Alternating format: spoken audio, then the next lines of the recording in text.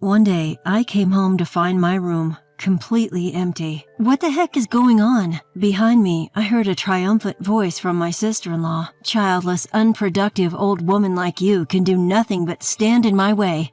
Get out. Sister-in-law was trying to move me out and take over my parents' house. I was single. That is ridiculous. I'll thoroughly investigate your wicked scheme. My name is Catherine. I'm a single 40-year-old office worker. It's not that I've never met someone good, but for various reasons, I ended up never getting married. Sometimes I feel lonely, but, well, that's life. I've reached the age where I can accept that marriage isn't everything. Being single is indeed carefree. Plus, there's a matter of taking care of my parents. I have one older brother, but he lives far away from our parents' home. My brother left our hometown to pursue his career, and since our father passed away 3 years ago, my mother had to live by herself. Living not too far from my parents' home, I became concerned about my elderly mother and decided to take the plunge and live with her. Now it's just the two of us, two women, enjoying our peaceful days.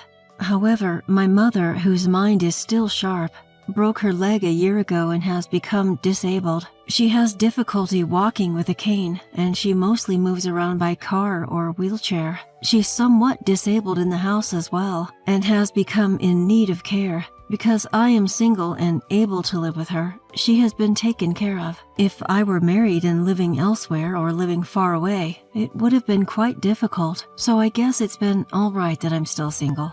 Yeah. That said, while I'm content with my life, there's someone who's not happy about it. My sister-in-law. My brother married a woman who is much younger than him. So even though she is a sister-in-law, she is younger than me in her early 30s. A young sister-in-law. My brother's family lives far away, but they come home for the holidays like Christmas and summer vacation. However, for some reason, every time they visit, the sister-in-law is harsh towards me. This past Christmas, when my brother's family came to visit us, the sister-in-law came over and whispered in my ear, "Catherine, still mooching off your parents, I see." What? No, I'm not exactly mooching off them. Living at your parents' home at 40 years old and being single, if that's not a parasite, I don't know what is.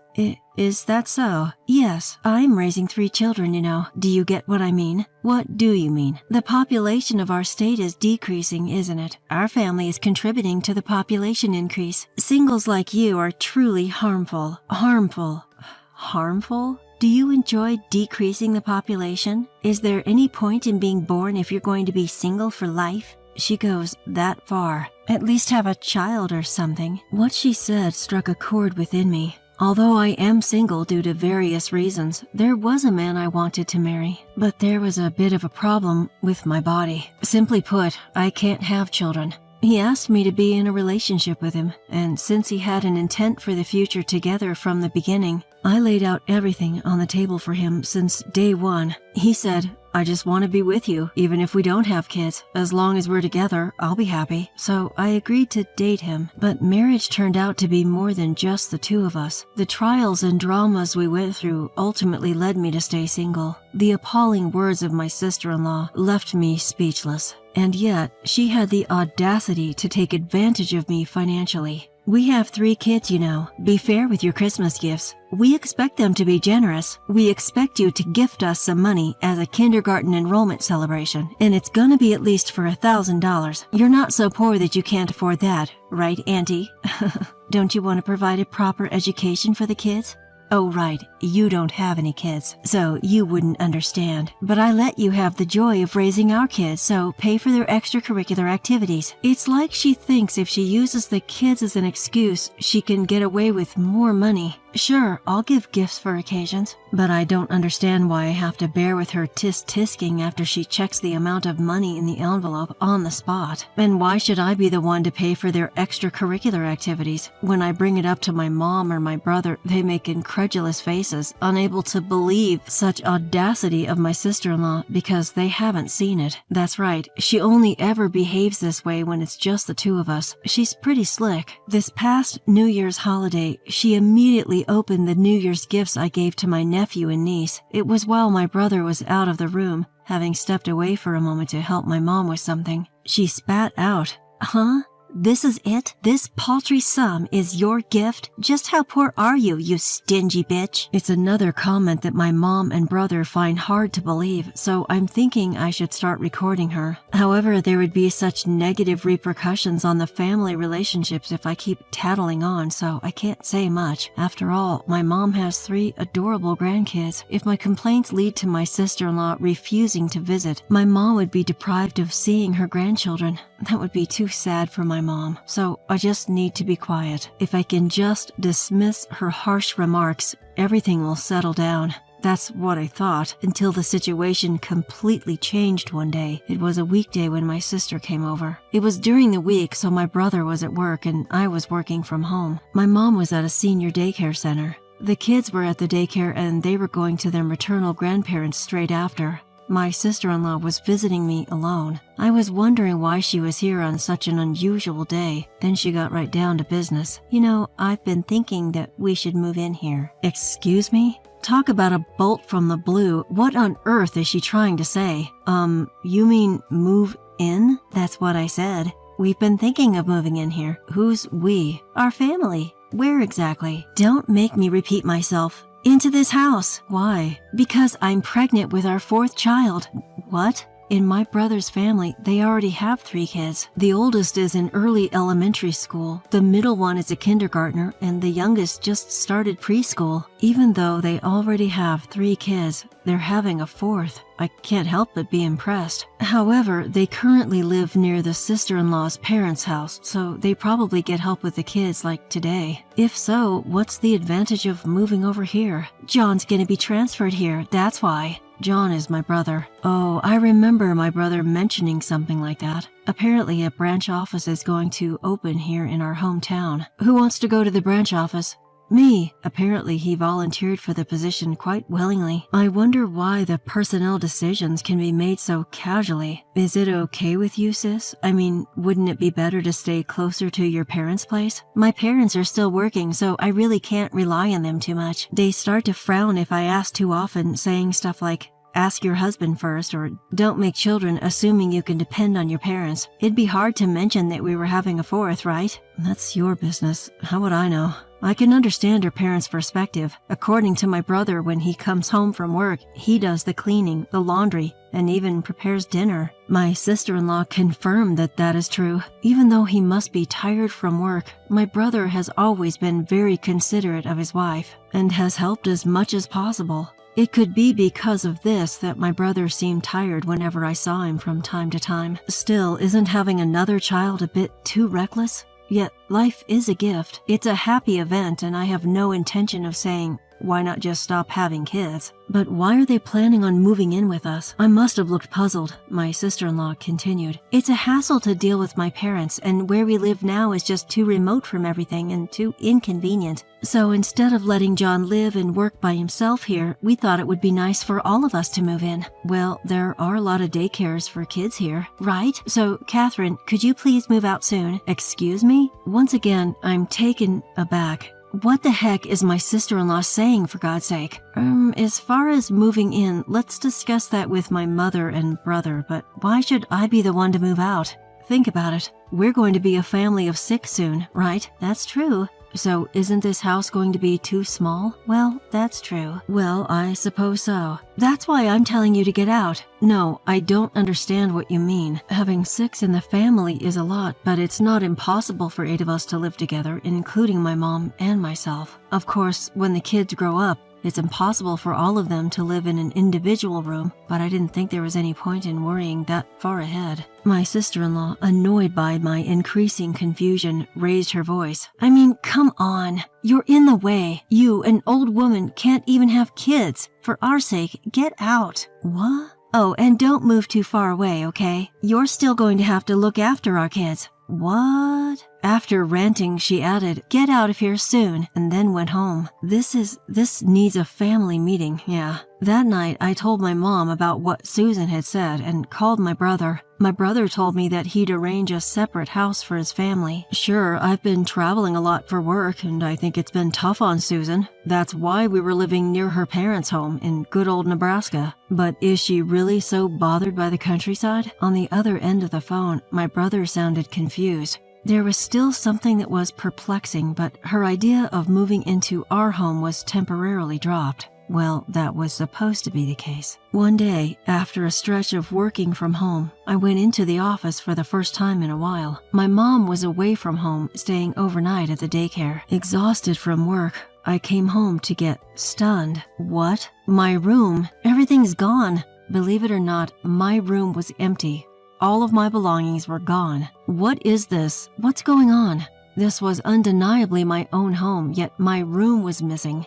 To be precise, my stuff was missing. Where are all my favorite things? I threw them away. All of them. I was screaming in shock when a sudden voice came from behind me, making my heart skip a beat. When I turned around, there was Susan. Susan, what are you doing here so late? Shut up, you'll wake the kids. What? The 3 kids are here? Until the beds arrive tomorrow, they're sleeping on the living room couch. I rushed into the living room where my nephews and niece were sound asleep. What's going on? Looking at me, completely stunned and at a loss for words, Susan laughed and said, "You wouldn't leave the house, so I had to resort to drastic measures. I'm not leaving. I've already talked to my brother about this. Do you think you can just do whatever you want? Don't you have any idea how many people you're inconveniencing?" Who's the one doing whatever they want here? I'm the one inconvenienced. I really wanted to get those words out of my mouth, but I held my tongue because the kids were asleep. My sister-in-law, Susan, ignores my considerations and loudly declares, "Who cares what your mother or brother says? If you move out and our family moves in, those 2 wouldn't oppose this idea for sure."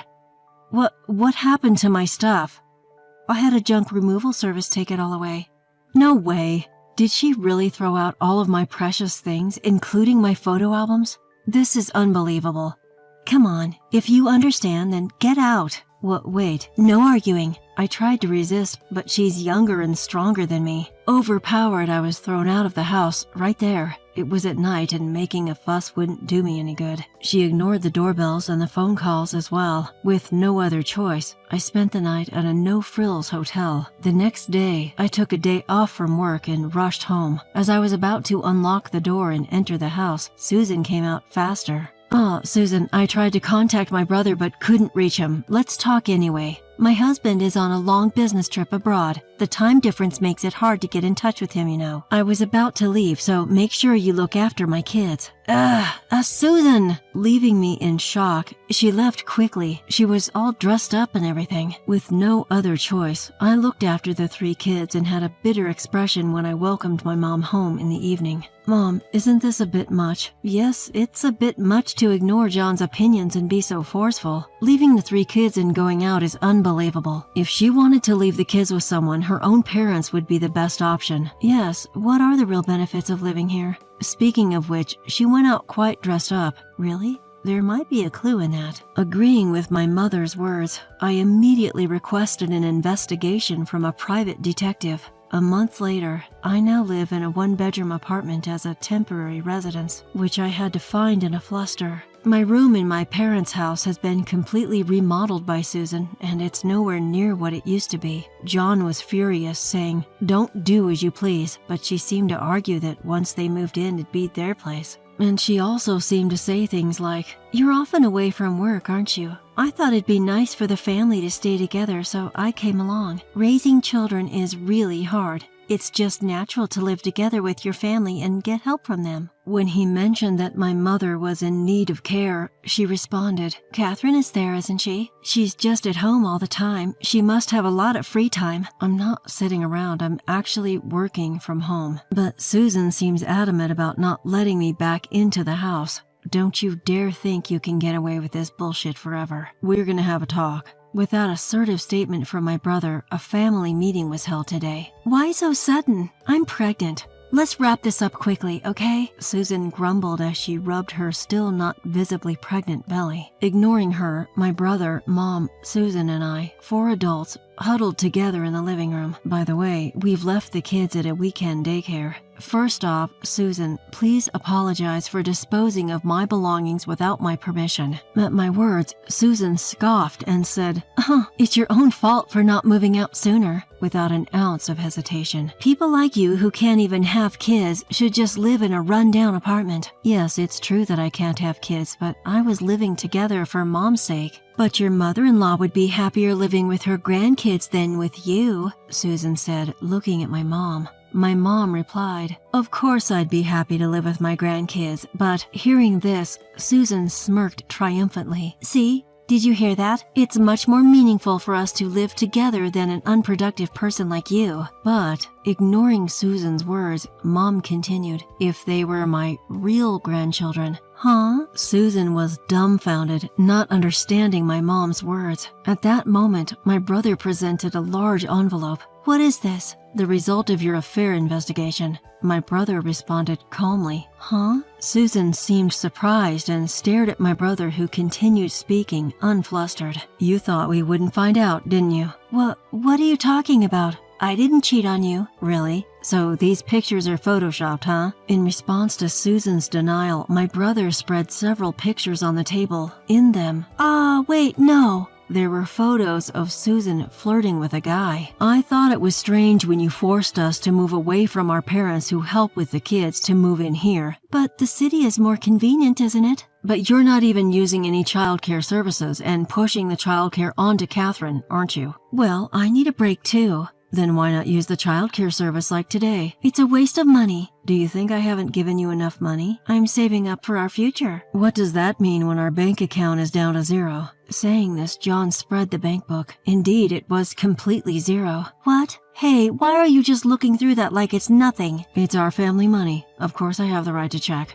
So where's the savings for our future?" "Well, in a different account." "Oh, really? Let's see that bank book then." "I don't have it right now." "Where is it?" "Well, As I watched her continue lying, Susan finally stumbled on her words. Although it wasn't particularly hot, sweat trickled down her forehead. "Maybe in the attic?" At that moment, John smacked the table hard. "Enough with the lies. Can you still make excuses in front of this picture?" "Oh, sorry. It was just a momentary lapse of judgment." "You've been having an affair with this man for a while. Ever since we got married, right? The guy told me." "What?" "No, why did you talk to him?" "He's got a family too. He told me everything under the condition that I wouldn't tell his wife." "What? He betrayed me." "The one who betrayed us is you." Susan seemed flustered in front of John's angry face, but eventually she seemed to regain her composure and the sweat had stopped. Then she said, "Well, I do regret the affair. I won't do it again." "Of course not." "But I think it's better not to divorce. It's better for the kids to be with their mother, and more importantly, I'm carrying a new life in my womb. You don't want to be apart from the child, do you?" Looking at me, Susan continued, "You can't expect grandchildren from a childless daughter, and if I take the kids and leave after the divorce, you'll never see your grandkids again. Is that what you want, mother-in-law?" Then she turned towards my mother. Seeing our silence, Susan laughed triumphantly. "See? Isn't a barren old woman just a nuisance? It's natural that she should leave." Susan stomped around, huffing and puffing. But then, something unexpected happened. Mother quietly said, "Well, you who are totally unproductive to me should also leave with your child." "Huh?" As she started to smile, puzzled by what she heard, John presented a document to her. "What's this?" "Huh? DNA test results? Negative? What is this?" "It's the result of a DNA test between me and the kids." "When did you—" "That ain't none of your business. Anyway, the results are as they are, all three. They aren't my kids. And here are the results with your affair partner. Confirmation, meaning they are indeed your kids." What? Huh? "My kids ain't mine, meaning they're not my ma's grandchildren. They're complete strangers." No way." "It ain't a lie. You knew it, didn't you? You knew, and you pulled a cuckoo move on me, didn't you?" I didn't." "That's what the other guy said. You said, 'It's sad that our children can't live together as a family,' to him." Susan looked so pale, she might fall over at any moment. And then my mom gave the coup de grace. "So you're a burden because you can't bear my son's children. Please pack up and leave with the kids and hurry." "What? Are you going to throw us out into the street? Such young kids? You monster!" It was then that Susan cried out, trying to elicit sympathy. "The monster here is you." A different loud voice echoed through the room. Susan spun around and her eyes bulged. Dad, why are you here? And Mom too? Yes, there stood Susan's real parents. They've agreed to take all the children once I explain the situation. You stupid daughter! Can there be a more disgraceful story as a parent? I'm sorry. Apparently, Susan can't hold her ground against her father. Her face turned blue as she sobbed. John, and to his mother, and Catherine, I'm really sorry for my stupid daughter. We'll definitely make her pay for the damages. Damages? Wait a minute. I can't afford that. Are you going to pay for me, Dad? No way. I'll front you, but you're paying me back even if it takes you a lifetime. So, her father took Susan, who was seriously on the brink of tears, away without waiting for a reply. Her mom, who kept bowing deeply to us in apology, was quite memorable. Even though they're good parents, they raised such a daughter. Raising kids is tough, isn't it? I found myself musing about this in a rather carefree way. Then afterward, my brother John ended up getting a divorce without a hitch. The money for the alimony and what she had splurged on her infidelity was apparently paid off all at once by her parents. The kids were taken back to their grandparents' home. They had often been left there before, so it seems they're growing up just fine without any confusion. The kids didn't do anything wrong. John, who had always thought they were his real children, said this with a touch of sadness. There's no way you can accept it when you're suddenly told they're not yours. I'm hoping that one day John's emotional wounds will heal. 3 years later, John found a good match and had his real child. But that's another story. As for my brother's ex-wife, Susan, she gave birth to her 4th child, and sure enough, when she tested it for peace of mind, it wasn't John's child. Under strict supervision of her parents, she seems to have been working like mad from morning till night for a while. But she seemed to continue her relationship with her lover undeterred. In the end, her affair was also exposed to her lover's wife. After the huge fight, more alimony was incurred, and it seems she was kicked out of the house by her parents. No one knows what became of her after that. As for me, I'm living peaceful days while taking care of my mom, same as always.